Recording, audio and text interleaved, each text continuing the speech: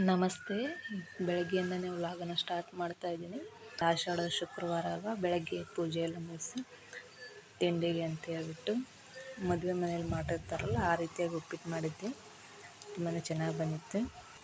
ಉಪ್ಪಿಟ್ಟು ಮಾಡೋದು ಬೇಗ ಆಗಬೇಕು ಅಂದರೆ ಒಂದು ಟಿಪ್ಸ್ ಏನಪ್ಪ ಅಂತಂದರೆ, ಮೊದಲಿಗೆ ಒಂದು ಪಾತ್ರೆಯಲ್ಲಿ ನೀರನ್ನು ಕಾಯಲಿಕ್ಕೆ ಇಟ್ಬಿಡಬೇಕು. ನಂತರ ಒಗ್ಗರಣೆ ಹಾಕಿದರೆ ಅಷ್ಟೊತ್ತಿಗಾಗಲೇ ನೀರು ಕಾದಿರುತ್ತೆ. ನಂತರ ಆ ನೀರನ್ನು ಹಾಕಿಬಿಟ್ರೆ 5ರಿಂದ 10 ನಿಮಿಷದಲ್ಲಿ ಉಪ್ಪಿಟ್ಟು ಆಗೋಗ್ಬಿಡುತ್ತೆ.